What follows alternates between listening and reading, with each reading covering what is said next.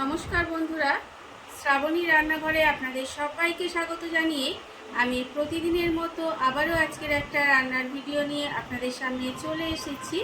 আজকের আমি আপনাদের পমফ্রেট মাছ দিয়ে একটা অসাধারণ রেসিপি বানিয়ে দেখাবো। আশা করি আপনাদের ভালো লাগবে। তার জন্য কিন্তু আমার পুরো ভিডিওটা আপনাদের দেখতে হবে। আর দেখা শুরু করার আগে একটা লাইক দেবেন, সুন্দর একটা কমেন্ট করবেন আর শেয়ার করতে ভুলবেন না। তাহলে চলুন আজকের আমি এই রেসিপিটা কিভাবে বানাই সেটা আপনারা একবার দেখে নিন। রান্নাটা করার জন্য প্রথমে আমি এখানে দেখুন গ্যাসটা অন করে কড়া বসিয়ে দিয়েছি। এইবারে আমি কিন্তু কড়ার মধ্যে দিয়ে দেব প্রথমে তেল। এখানে কিন্তু রান্নাটা করতে আমি সর্ষের তেলই ব্যবহার করছি। আপনারা চাইলে কিন্তু যে কোনো রান্নার তেল এখানে ব্যবহার করতে পারেন।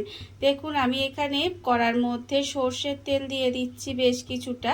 তেল দিয়ে তেলটা কিন্তু এখানে প্রথমে গরম হতে দেব। আর এখানে যতক্ষণ তেলটা গরম হচ্ছে ততক্ষণ দেখুন এখানে আমি পমফ্রেট মাছ নিয়েছি 4 পিস। সেই মাছের মধ্যে কিন্তু আমি এখানে নুন দিয়ে দেব। পমফ্রেট মাছের মধ্যে কিন্তু এখানে আমি একটু নুন দিয়ে দিলাম, আর কিন্তু কিছুই দেব না। এবারে নুনটা দিয়ে কিন্তু খুব ভালোভাবে মাছের মধ্যে মাখিয়ে নিতে হবে। এইভাবে নুনটা দিয়ে কিন্তু প্রথমে খুব ভালোভাবে মাখিয়ে নেব। আর আমি প্রতিদিনের মতো আপনাদের একটা কথাই বলবো যে প্লিজ আমার ভিডিওটা আপনারা টেনে টেনে দেখবেন না, পুরো ভিডিওটা দেখুন। আশা করি আপনাদের ভালো লাগবে। দেখুন এখানে কিন্তু মাছের মধ্যে খুব ভালোভাবে প্রথমে নুনটা মাখিয়ে নেব।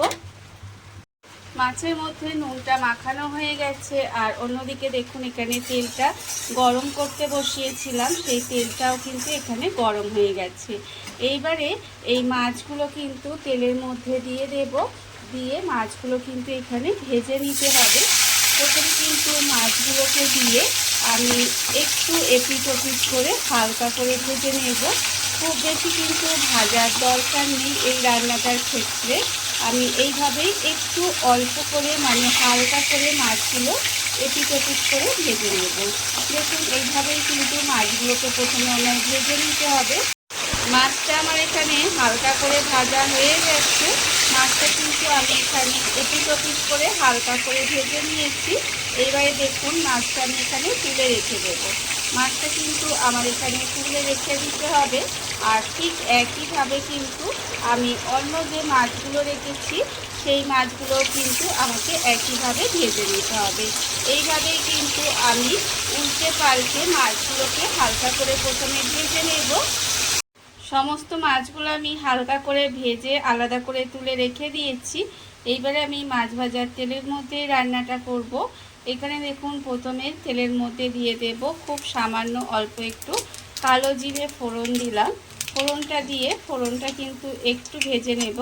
যখন দেখবেন ভাজা হয়ে গেছে তখন আমি এর মধ্যে দিয়ে দেব পেঁয়াজ আর রসুন বাটা। এখানে কিন্তু একটা ছোট সাইজের পেঁয়াজ আর 3 কোয়া রসুন একসঙ্গে আমি বেটে রেখেছিলাম, সেই বাটাটা আমি এখানে দিয়ে দিলাম। দিয়ে তেলের মধ্যে কিন্তু একটু সময় এটা ভেজে নিতে হবে, যাতে এর যে একটা কাঁচা গন্ধ থাকে সেটা চলে যায়। এইভাবেই কিন্তু একটু সময় এটা ভেজে নেব। আর আমার চ্যানেলের নতুন বন্ধু পুরনো বন্ধু সবাইকে বলি অনেক অনেক ভালোবাসা আমার তরফ থেকে। আর যারা নতুন বন্ধু আছেন তারা কিন্তু যখন চ্যানেলটা সাবস্ক্রাইব করবেন তখন পাশে থাকা বেল বাটনটা অবশ্যই প্রেস করে দেবেন, যাতে আমি যখন নিত্য নতুন ভিডিওগুলো আপলোড করব তখন সবার প্রথমে আপনাদের কাছে নোটিফিকেশান চলে যায় এবং আপনারা আপনাদের সময় মতো ভিডিওটা দেখে নিতে পারেন। দেখুন এখানে কিন্তু আমি কথা বলতে বলতে পেঁয়াজ আর রসুনটা একটু তেলের মধ্যে নাড়াচাড়া করে ভেজে নিয়েছি। ভাজা আমার হয়ে গেছে। এইবারে আমি এর মধ্যে দিয়ে দেব টক দই। এখানে কিন্তু 2 চামচ টক দই আমি এখানে দিয়ে দিলাম।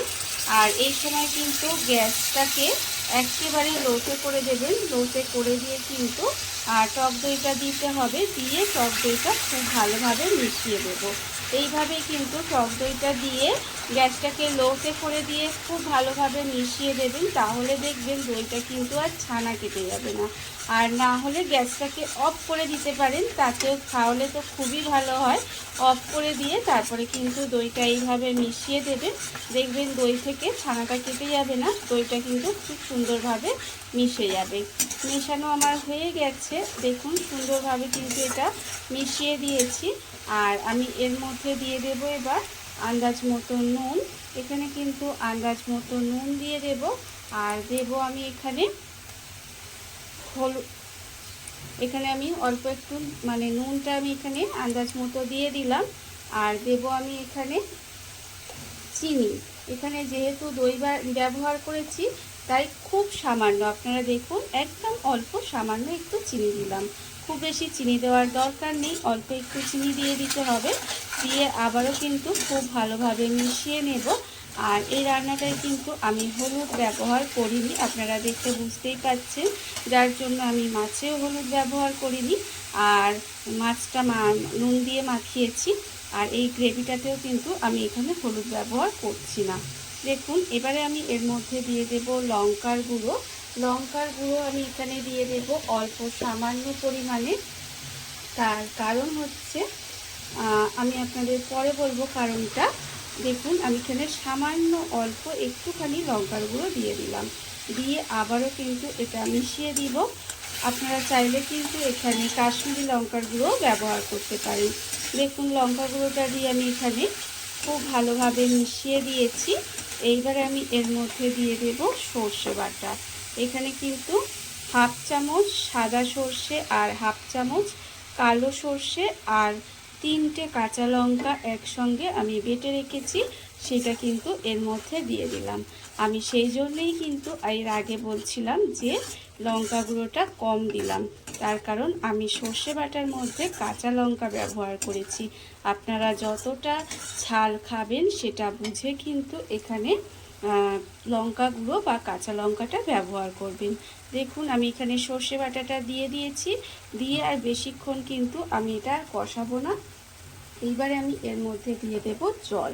এখানে মিক্সির মধ্যে আমি মশলা করেছি সমস্ত মশলাগুলো, তাই মিক্সিটা ধুয়ে অল্প সামান্য একটু এর মধ্যে জল দিয়ে দিলাম।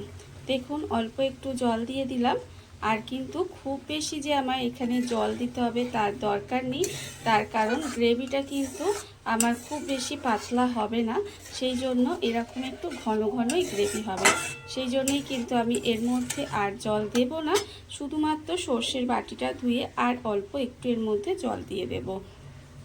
সর্ষের বাটিটা ধুয়ে আমি এর মধ্যে আর অল্প সামান্য একটু জল দিয়ে দিয়েছিলাম। দেখুন এবারে কিন্তু আমি এইভাবে একটু রান্না হতে দিয়েছি। যখন দেখবেন গ্রেভিটা একটু ফুটে উঠছে তখন কিন্তু এর মধ্যে দিয়ে দেব মাছগুলো। মাছগুলো মানে যে মাছগুলো আমি এখানে আগে থেকে হালকা করে, খুব বেশি লাল লাল করে ভাজিনি, কিন্তু একটু ভাজতে হবে। দেখুন এইভাবে যখন দেখবেন মাছগুলো মানে ভেজে আমি আগে রেখে দিয়েছিলাম, সেই মাছগুলো কিন্তু আমি এখানে দিয়ে দেব। মাছগুলোকে দিয়ে আমি কিন্তু গ্যাসটা এবার লোতে করে দেব। লোতে করে দিয়ে খুব বেশিক্ষণ মাছটা কিন্তু রান্না হতে সময় লাগে না, একটু এপিট ওপিট করে মাছটা কিন্তু 5 থেকে 7 মিনিট একটু রান্না করে নিলেই দেখবেন রান্না কিন্তু আমার রেডি হয়ে গেছে। ভীষণই সহজ একটা রান্না, খুব কম সময় বাড়িতে থাকা খুব সামান্য উপকরণে কিন্তু রান্নাটা হয়ে যায়, আর খেতে কিন্তু অসম্ভব সুন্দর লাগে। দেখুন এইভাবেই কিন্তু আমি মাছগুলোকে একটু উল্টে পাল্টে দিয়ে মাছগুলো রান্না হতে দেব। গ্যাসটা লোতে দিয়ে আমি এইভাবে একটু সময় রান্না হতে দিয়েছিলাম। দেখুন রান্না কিন্তু আমার এখানে হয়ে গেছে। এইবারে আমি গ্যাসটা অফ করে দেব আর আপনাদের পরিবেশন করে দেখাবো ঠিক কেমন হলো। আমি কিন্তু এখানে দেখতেই পাচ্ছেন একটু গ্রেভিটা রেখেছি, তার কারণ ঠান্ডা হলে দেখবেন এটা কিন্তু অনেকটাই ঘন হয়ে যায়, তাই ভাতে মাখিয়ে একটু খাবার জন্য অল্প একটু গ্রেভি রেখেছি। আপনারা চাইলে কিন্তু এটা আরেকটু শুকনো শুকনো করে নিতে পারেন। দেখুন রান্না আমার একেবারে রেডি হয়ে গেছে।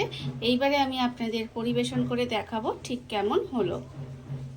দেখুন বন্ধুরা, বাড়িতে থাকা কত অল্প উপকরণে কত অল্প সময় কত সুন্দর একটা পমফ্রেট মাছের রেসিপি তৈরি হয়ে গেছে, আপনারা দেখতেই পেলেন।